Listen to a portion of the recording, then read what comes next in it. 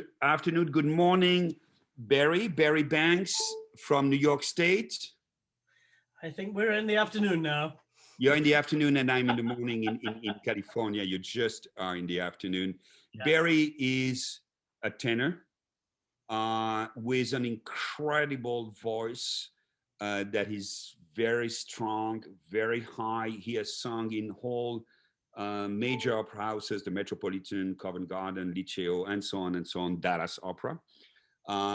He's known for the bel canto repertoire, but he has worked with me. I had the pleasure to work for him and with him in the Coq d'Or, the Golden Cockerel of Rimsky-Korsakov, at the Santa Fe Festival, and also at the Dallas Opera in an extraordinary production of Paul Curran.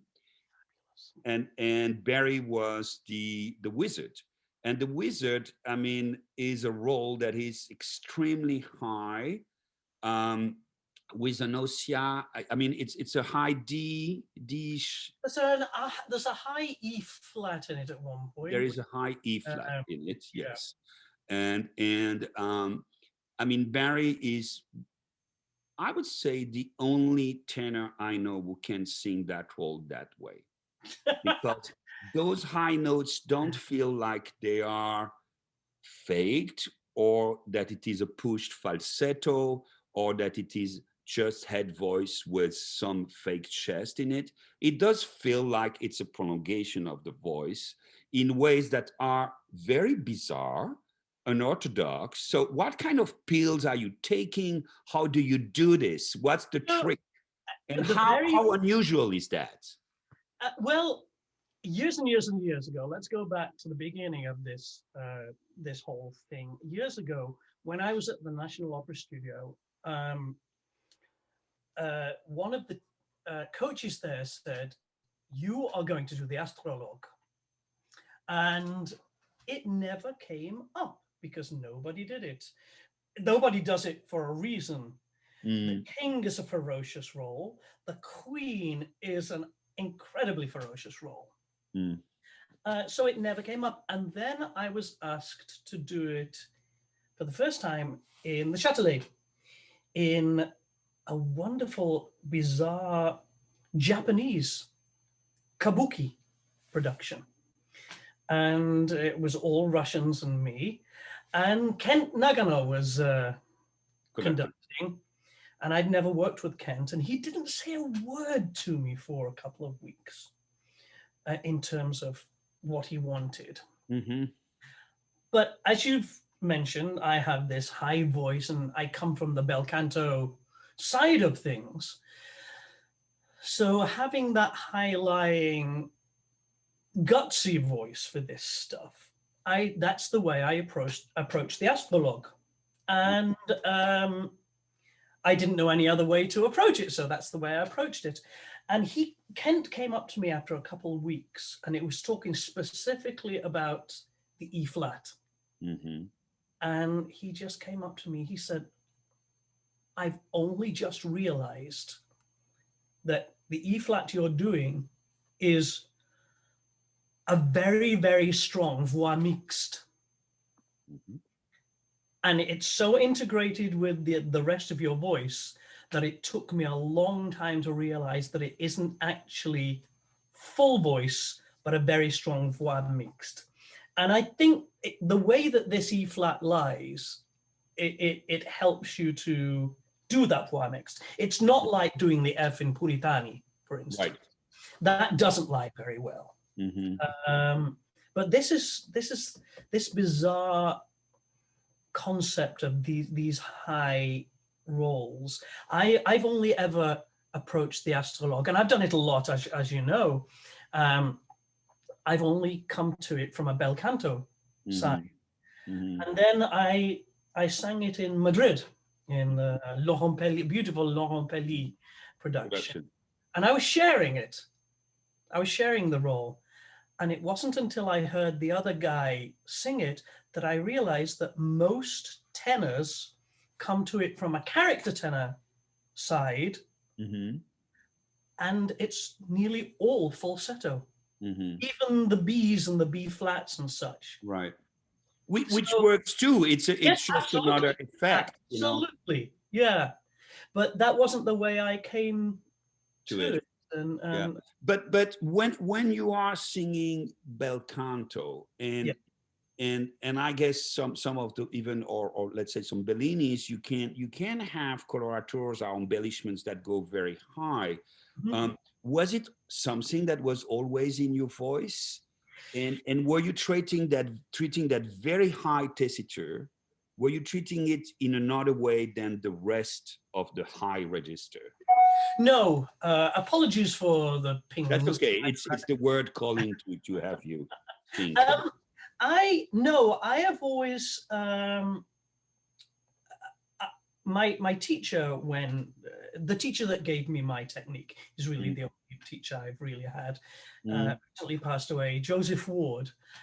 Same teacher as Jane Eaglin and Joan Rogers. We all studied at the same time, so mm. three very different voices.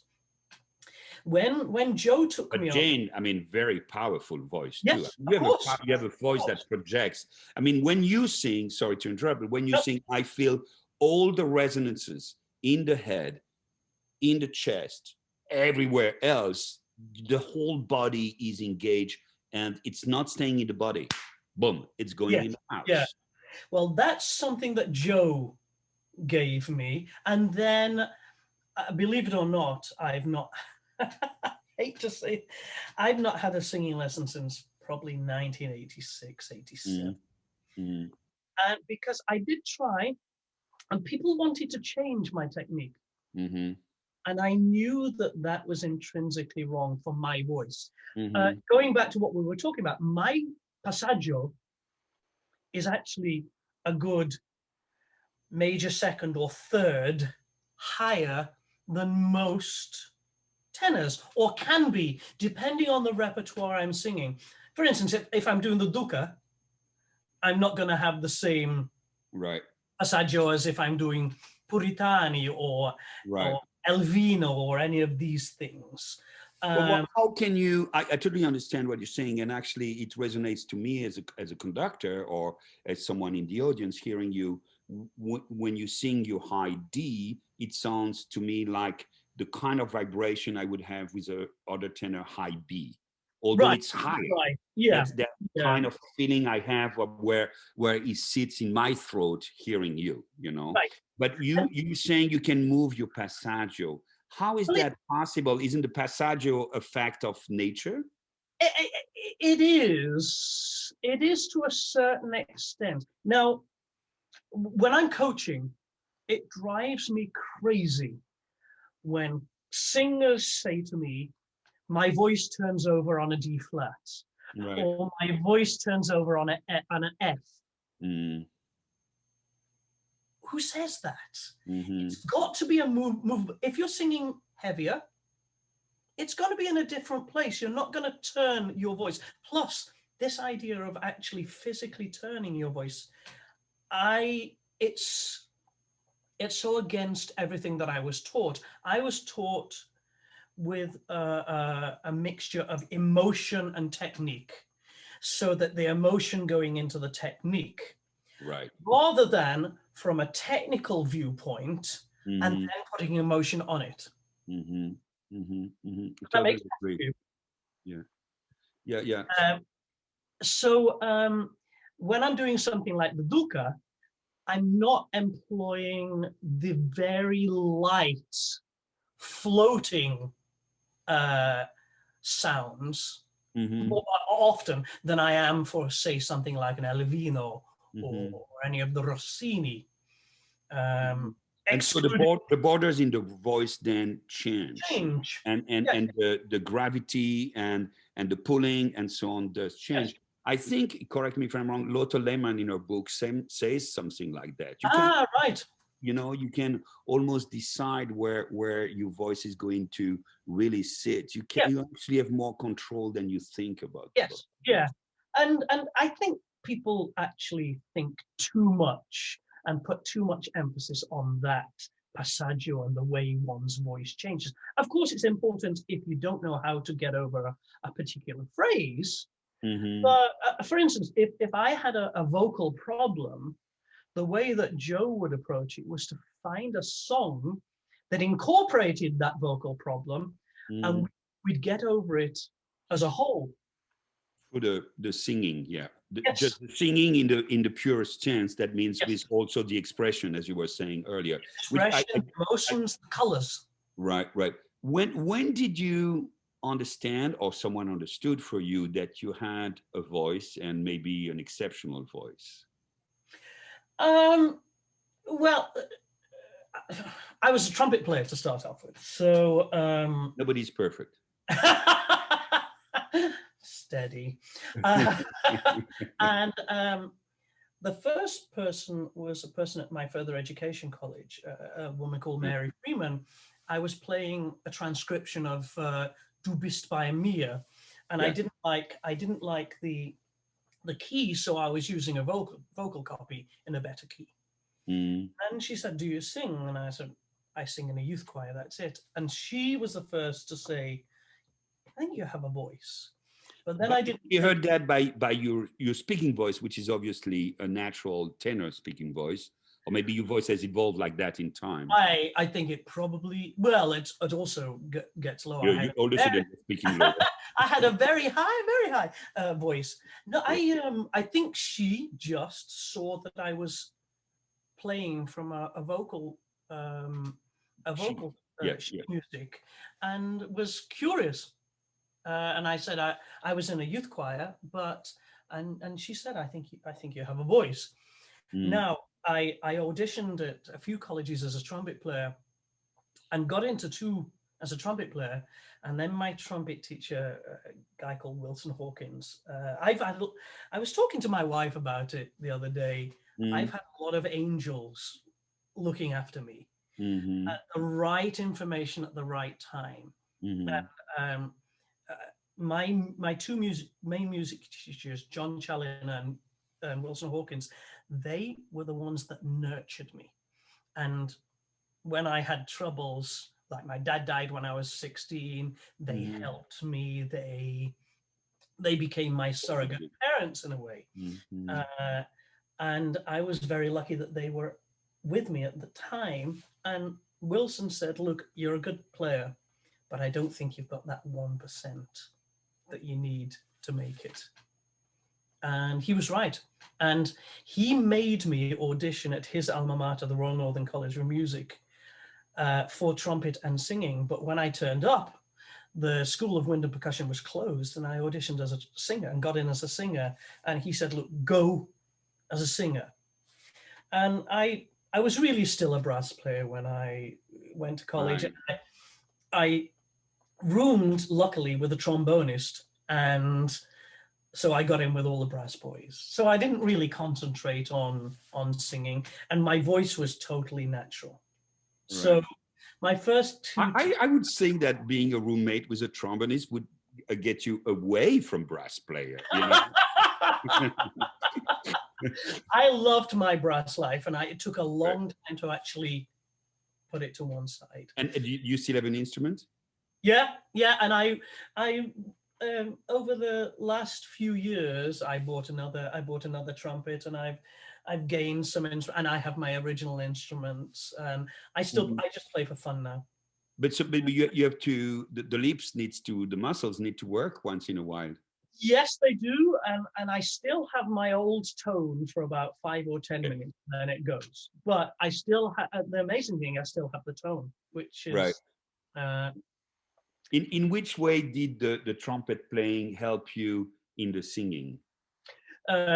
musicianship, because I didn't have to learn phrasing.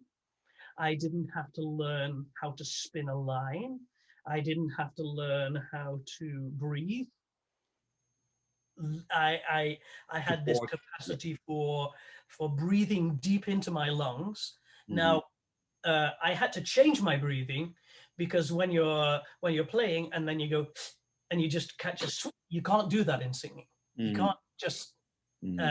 it has to be a different release. Hmm. So I had to relearn some of the aspects of breathing, but of course the musicianship and the phrasing and such I didn't have to learn. But so were you in any way interested in opera then? or only, you know, the big Mahler pieces and the Christmas chorals? I didn't. Do you know what? When I went to college, I felt. I think one of the reasons I got in with all the brass boys was everybody else in the vocal studies department knew all these operas, Right, these roles. right. It's a sect. Yeah, and I literally, I'm not lying. When I went to college, I knew 4 songs. Mm-hmm. I knew "Comfort Ye in Every Valley," Mm-hmm. "Delius to Daffodils," and "La Donna Immobile." And the reason I knew these, in Britain, we have a different way of teaching music, and we Right, have grades. right, And the grade 8, which is the last grade before you're going on to diplomas and right. such, they were the 4 test pieces. Wow. And I, Well, funnily and enough, actually, that's, I mean, if you can sing those 4 pieces, you can sing, actually. but what I didn't know was the La Donna was a 4th low. I Right. had it an old something Transpose. Yeah. down. Um, so I was so intimidated by all these singers because they knew Right. all these roles and I knew nothing. And it wasn't until so I cut my teeth on oratorio. So I Mm. did a lot in the first 3 years. I did a lot of oratorios. I to this day I have a massive library of oratorio, the whole gamut. Which is a lot in all languages. I mean, Handel, Bach, or yeah. In all languages, yes. Right. In fact, I'm a bit of a snob. In Britain, we have a terrible translation of the Matthäus Passion Of and course, I know that. Yeah. awful translations that changed the music. So I became a snob. I would only sing the Matthäus and the Johannes in German Good. because of the sensibilities of it. Of course. Of And course. but then when I went to Joe, I didn't go to Joe until my 3rd year, and I walked into his room and he said, "I've been taught as an English tenor so far," and he said, "I think you're an Italian tenor, and Ah, I'm gonna teach you as an Italian." wow. But And what made him say that? He heard you for a few minutes, he or knew just saw you? he knew he was on the audition panel Ah, okay. when I first went into college. He took a real interest in me even before he was my teacher. He used to stop me in the corridor and say things to me. He said, "Look, Barry, you want to beware about this and this," and he would just have quiet words with me. Mm-hmm. And so that I knew that this was the guy I needed to go to, because he had my back. He wasn't teaching me to help the college, he was teaching me to help me. Right, right, right, right. And he was understanding what was unique about you and trying to Yeah, pull it yeah. out of you and expose it to word. Um, Which is why he could teach me, Jane Eaglin and Joan Rogers, right, and a plethora of others, and right. give us all different techniques. What do you think? And it's a little of a naive question, but I'm sure you will have a smart answer to it. I Uh, don't. uh, there are not many actually British tenors who are at your level in the bel canto or in the Italian repertoire. What do you think? It's a school issue? Do you think it's a language issue, a cultural issue, demographic issue? I mean, what is it? It's an interesting question. I believe that when I first went into this rep, so I started off with the light Rossini. Mm-hmm. Uh, Advantage of these high notes, yeah, yeah. yeah. And I had a natural coloratura, so I didn't have to work on all the coloratura. Mm. Um, uh, I remember about 3 or 4 years in, I did a production of The Thieving Magpie, the Atalladra. Mm. And I remember they cut one of my arias and they cut a duet because of the timing of the opera. Mm. And I remember reading a review and it said something like, "Why would you cut an aria and a duet from the only Rossini singing British tenor?" And that, I didn't realize at that time that That's who you that were. was the Yeah. case. And in the Verdis, we had Arthur Davis and Dennis O'Neill. So they were Right. two. So they were two Italian, big Italian. Dennis was the really big Italian stuff. Arthur did some of the lighter Italian stuff. But then there was nobody doing the bel canto repertoire apart So from. why is that? Is it a Well, cultural because issue? I Or think there are fantastic cathedral schools, and also a lot of the universities draw from the cathedral, or drew from the cathedral singers. Most of the tenors of that day were ex-cathedral, who then had very, what people think of as British voices. correct. Yes. And so in those days, there was a massive oratorio circuit. So they didn't have to do anything else Right. other than that. Right. And I don't think they were that interested in it either. And yeah, and when people would sing that, then let's say at ENO, where probably, at least when you started your career, it was mostly British singers, correct? It was, But yeah. you would have a Bohème in English, you would have a Fanchula del West in English, and so on. Who were singing those roles? Is the same British Arthur, tenor? no. No. That's when they would get people like Arthur and Dennis doing these things. David Rendell, another. Right, Randall, yes, of course. You know, Yeah. another. They would get. We had people to do the Italian rep in English, but all of us that did that rep in English, and I've recorded a lot of those operas in English. Right. But I approached the English with the Italian sensibility. Right. Yes, absolutely. Because it's because we're talking about a vocal color here, Right. not the English language, so that you would spin the sound as an Italian sound, and you try and get the translation roughly around the same sort of vowels. So you went from the trumpet to the oratorio words, then to the high bel canto. Yeah. When did you start? Actually, I started off doing the Taminos and Taminos, the Mozarts. Okay. Yes, Yeah. Which is a great, indication. Yeah, and Belmonte, but I then got on the Tamino circuit. So when did you start really liking opera, or do you like opera? No, I liked Tamino was my first role at college. Right. And it was quite an astounding cast. We were all kids, but they're now all the cream of British singers. You know, it was amazing. And as soon, again, funnily enough, Joe was also the director of that show. And he, within a 3 hour, I didn't know how to move on stage. Right. He taught me all my stagecraft. He stopped the rehearsal, sent everybody away, and for 3 hours he worked with me on stage, because he was an incredibly wonderful stage animal himself. He was an incredible baritone. He was the first Sid in Albert Herring. He was the first televised Billy in Billy Budd. Wow. And then he worked with Schulte, and Schulte said, "I think you're a tenor." And then he had an amazing bel canto career with Joan Sutherland and Pavarotti. So he was not only a singer, but he was a real stage artist as well. He taught me how to move. And from that moment, I was hooked.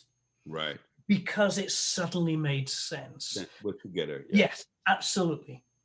And how did you develop then you stagecraft? Just by doing productions, or did you have lessons? I mean, in that time, there was very little stagecraft taught at school, except just being thrown on stage. There still is very little stagecraft. Right. One of the things I love doing with people I coach is working on the stagecraft as well. Because if they're a good singer but they have no stagecraft, what's the use? Right. I actually once Joe taught me, I then started to watch people. I watched a lot of people, and I watched how they did stuff. Right. And invariably, the great stage artists were the ones that you could feel that it was really coming from the heart, and it Yes. wasn't a manufactured thing. Yes. Uh, you know, but I had a lot of problems because I'm small. I'm not the tallest person in the world, and I didn't think I could make it in opera. And Mm. then in the days when Covent Garden the Royal Opera House used to tour, they came to Manchester. And I was doing the Magic Flute, and so I went to see the Magic Flute, and Stuart Burrows was doing that, and it was lovely. The next night, I went to see Otello, and it should have been Bonisoli singing, and he cried off. And they brought uh, Charles Craig out of retirement, a British, no, maybe Australian. Anyway, they brought this tenor, I think he's something like 62, and he was paired up with Cappuccilli. And I was so blown away by these two people. And I was very shy at college, but I stood at the stage door to wait for them to come out. And I was absolutely amazed to find Mm-hmm. that Cappuccilli was only maybe an inch or two taller than me. Mm-hmm. And Charles Craig also. But to me, they looked like giants on stage. Mm-hmm. And Mm-hmm. that's when I realized what stage presence was. Mm-hmm. Because they were, and I know something, and I think you can work on stagecraft, but I don't think you can work on stage presence. Right. Correct.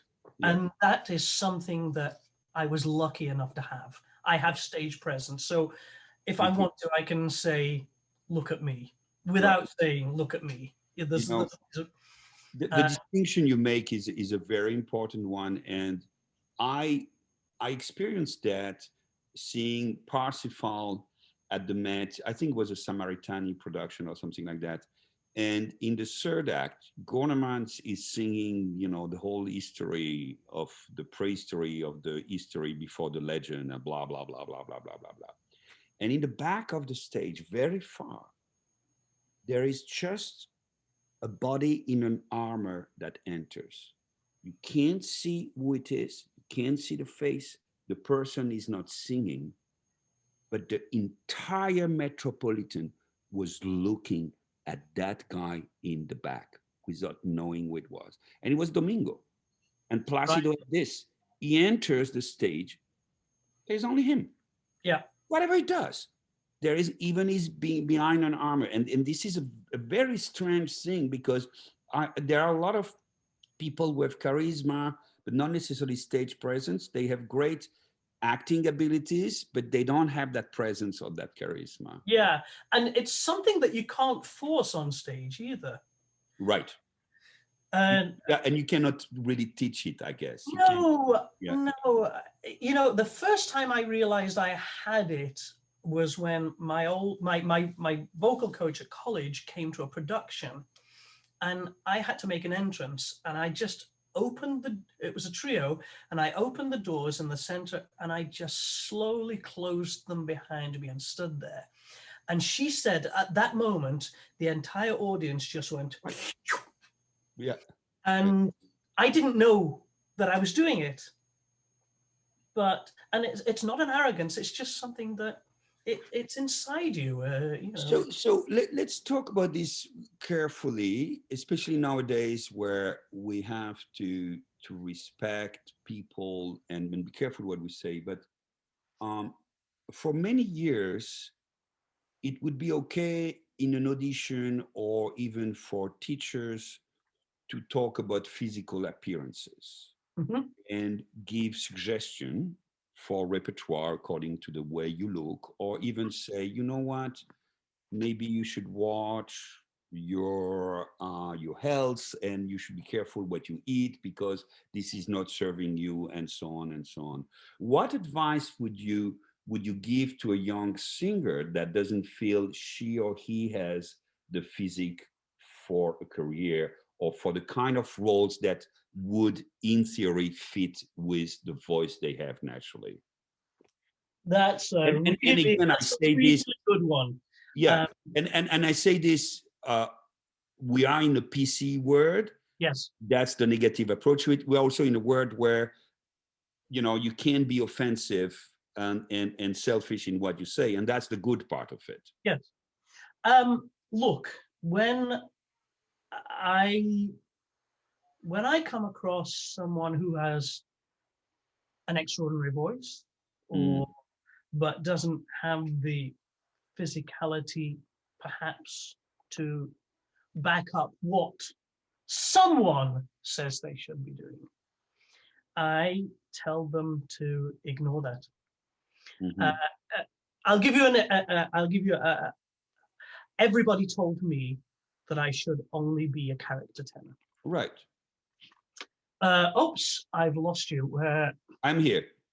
Can you hear me? I can, but I've But somehow... we have not lost you. So here we go. we can see you. Yes.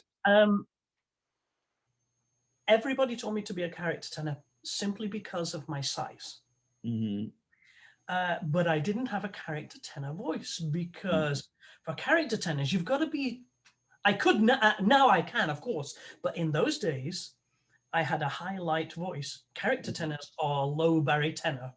Right. And if you start bashing your voice, it goes. A very good friend of mine was a great tenor, is still a great tenor, but he did a show in which he was forced to do this character role. And then from that point on, nobody accepted him. Yep. Right. So what I did was, after the National Opera Studio, so I was 25, I put aside enough money to turn everything down for a year. So any of the Basilios or Curzios or Bardolfos or any of those things that came in, I said no. And I thought I'd give myself a year to see if I can make it in the other repertoire.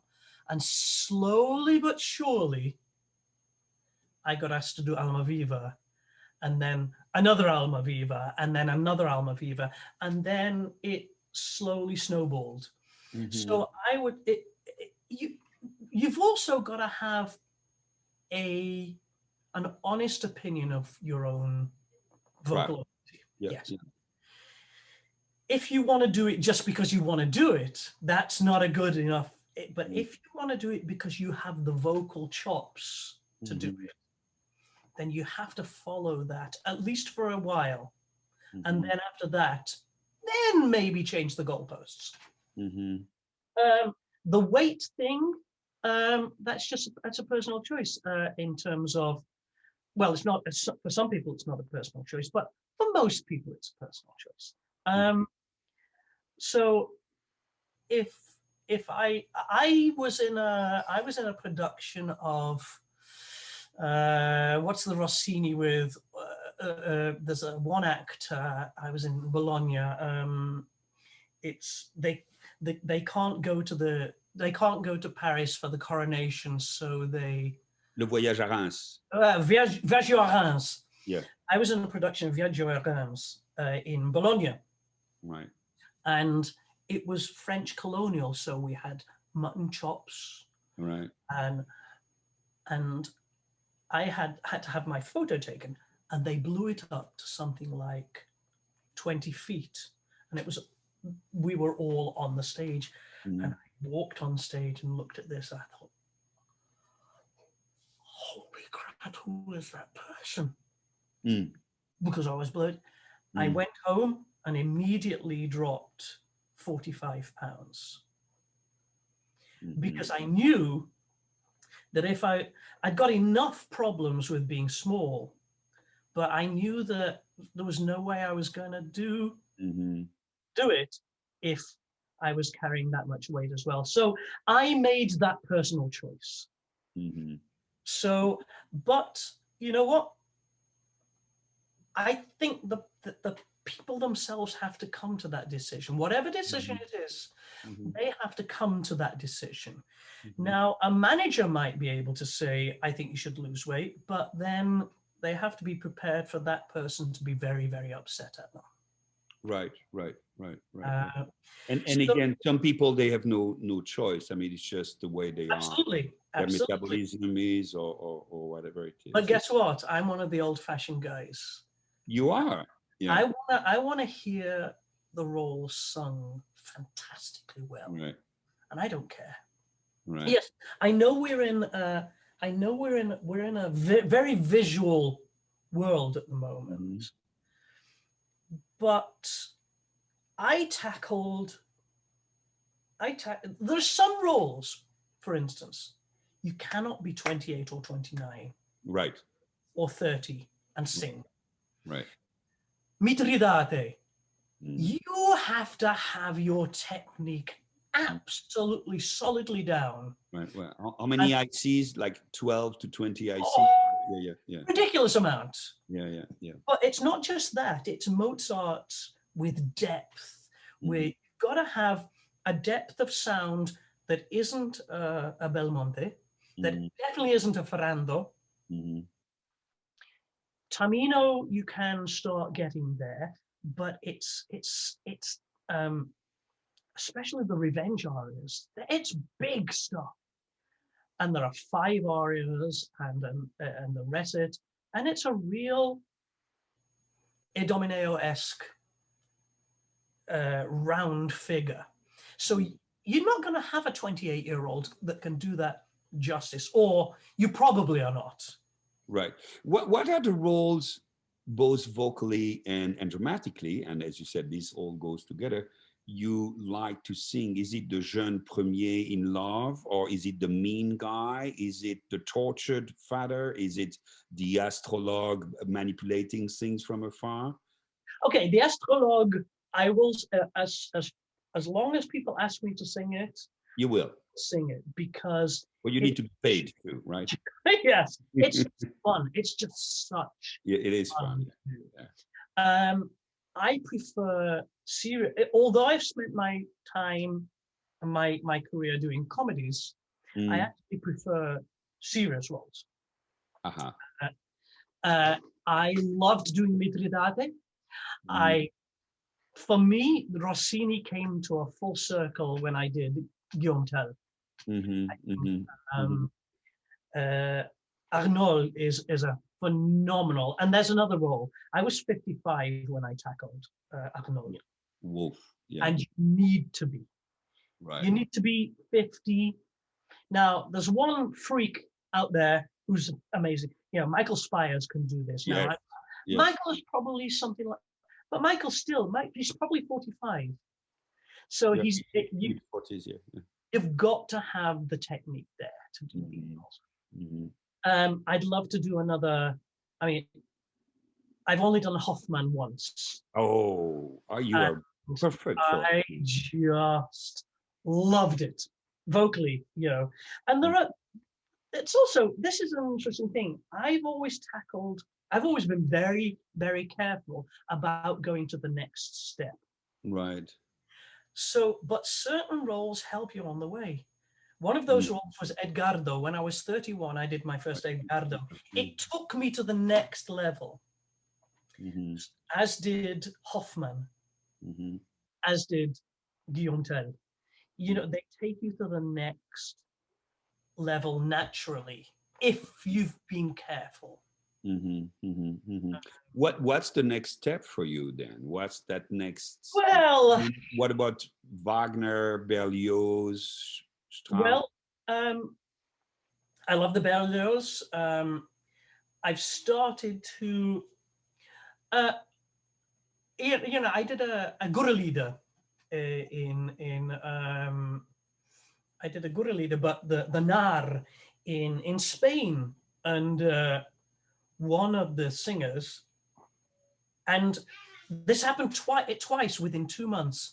I did Mahler 8 in London, and I did the Gurrelieder, and in both those shows, one of the singers came up to me and said, I'd love to hear you do Siegfried. Right. Nobody's ever going to employ me as Siegfried because of my size. I do know that. It doesn't mean that I can't look at it though. Right. But I've actually started to learn Mima. Yes, of course. Yeah, Mima would be an easy fit. Yes, yeah. And because of the pandemic now, it's changed things. So, of course. I mean, I'm probably looking at some of the final performances of certain roles. Like if it happens, I've got Turco in Italia in Monaco, or Monte Carlo with Cecilia. Yeah, Monte Carlo in Monte Carlo, Monaco, in south of France. Yeah. Yeah. Monaco di Baviera, like the Italians say about Munich. Yes. Yeah. So I've got that with Cecilia in Monte Carlo and in probably in Vienna. That will probably be the last time I sing that role. Right. So I'm coming up. I've already put Barbiere to bed.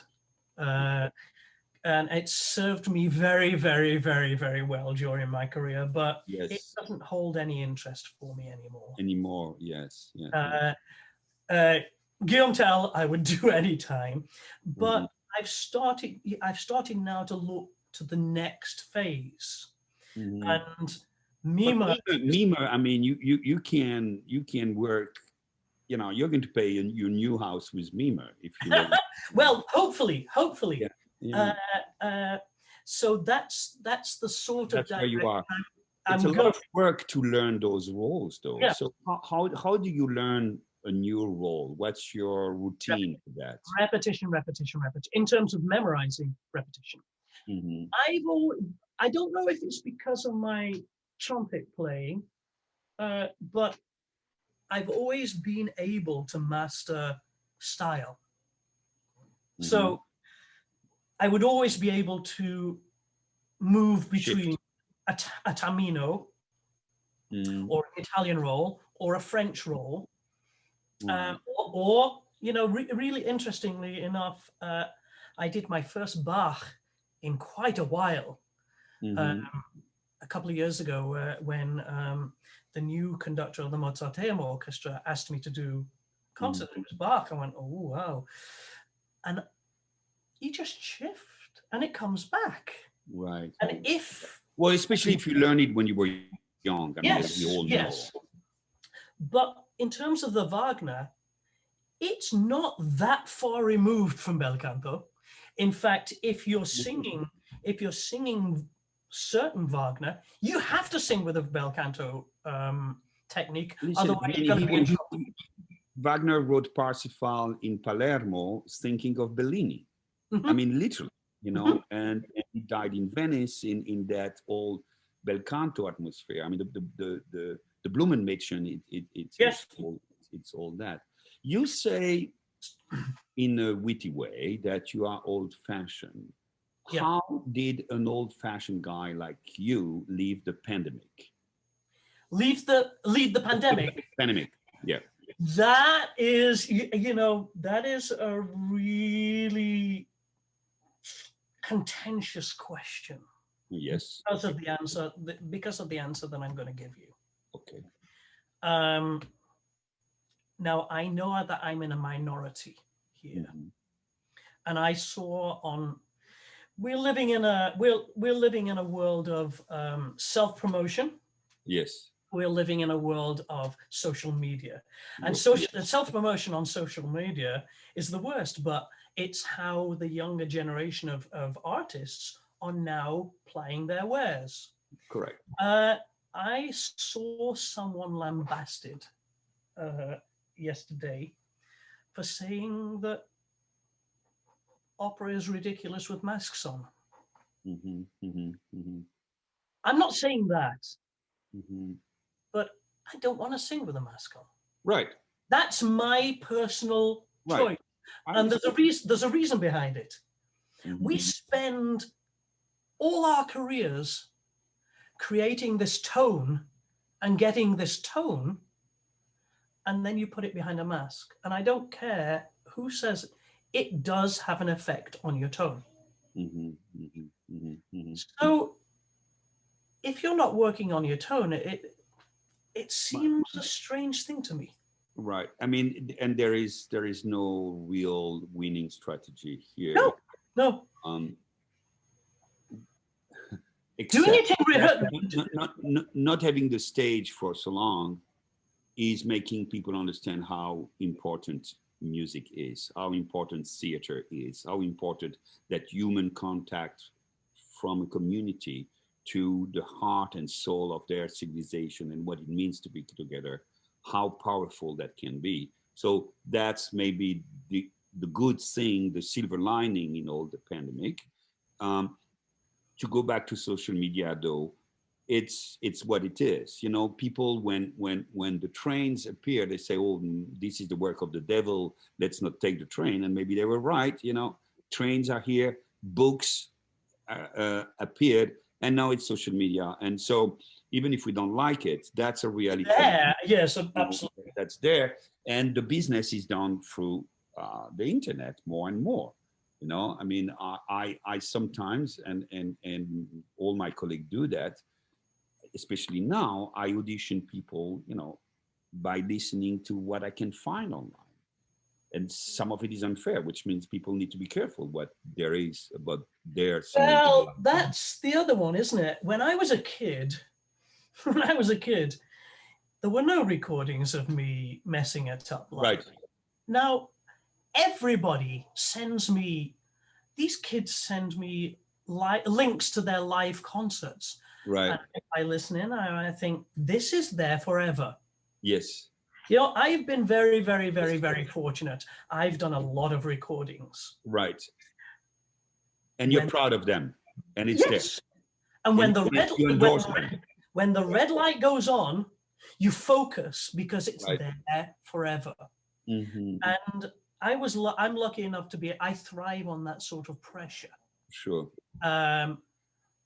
But a professional recording is completely different than some of the things that are going out Of there. course, and the way they can work around whatever has happened in that studio. And someone like you, who is now trolling the internet to get information about a particular singer, you have worked with the best, so you have that sensibility in your head. How do you sift through that sort of thing? No, yes, and I would say I hope I can filter what I hear, and I know how to maybe guess that was not a good day or that doesn't represent well that person. And usually, if there is something very good, well, that person can reproduce it. You know, so if there is one that's good and another one that's bad, well, you might go with the good, especially if it's the most recent one. But this is very misleading. Another aspect is how well, you know, those things are presented on the internet. It gives you an aura of professionality that maybe you don't deserve, which is something I've learned also to filter. For instance, when I audition someone in a real room with a real person and a piano, I never look at the curriculum vitae, the bio first. I want to have an opinion on what I hear before I heard that person has sung in Covent Garden or in Longjumeau. You know, that is irrelevant to me at first. Then it's interesting to know that they have a past or not, especially if they sing very bad. You say, okay, that's really the past. But I want to really clean myself from all those signals. And I notice very often that people have careers that are not necessarily connected to how well they sing. That's the reality of the business, and that's my point. With social media and the internet, this equation is getting even more warped and complex.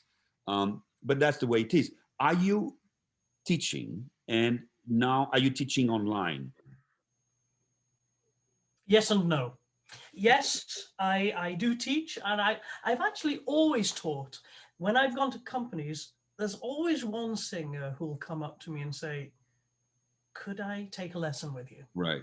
Or could I take lessons with you? Right. And so I've done masterclasses in which I walk out and there's 3 or 4 students who actually want to then study with me. Right. And because of my career, I've never taken that up because I think they need more than just one lesson every Right. 2 or 3 months. Right. However, I've eschewed the Zoom classes Right. Okay. because you you want to see how they breathe. Right. You want, and unless they have a really good microphone, you want to actually know what the actual sound is. How can you fix something if you don't really know what the sound is? Now, I'm not saying anything. A lot of my colleagues are doing fantastic work. Right. It's just not for me. It's not for you. It, it would be different if I'd worked with that person. If I've worked with that person in a room, Right. and I've had personal Then you know what's going oral on. contact, yeah, absolutely. Then it's different. Then I would, and I Right. have done Skype lessons like that. But I wouldn't want to take on a new person like that. Right. Well, Barry, you are an extraordinary artist, and I know the young generation and the not young generation will benefit from this interview, I hope, and this conversation. I've had fun. It's just been like, Yeah, it's fun.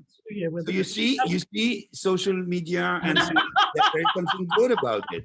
You know? No, I know this side of it is Yeah, fantastic. yeah. And I really love every second working with you. I mean, it's been always such a pleasure, and I can't wait to do, maybe Yeah. Emer, Siegfried, or Yep. Das Lied with you very soon. Das Lied. Oh, I Yeah. love that. That would be so. Maybe you should play the trumpet at the same time. Do you know, I've done the chamber version of Das Lied Yeah, I know. a few times, and it's lacking a trumpet. I know. Needs a trumpet.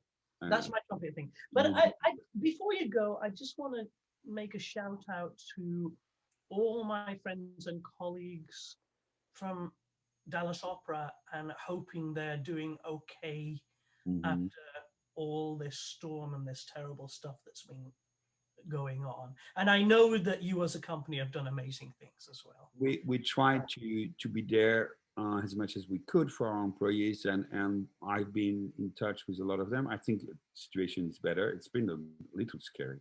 It's all that power outage and so on. It's probably a lesson. Let's hope people learn from it. Yeah. And anyway, going back to what you were saying, anytime. I love working with you. Me too. So you have a good day. Stay out of trouble, and I see you soon, I hope. I have a 2.5-year-old baby. I cannot help but get into trouble. So then enjoy it. Okay, lots of love. Lots of love. I really enjoyed it. Bye-bye. Bye-bye.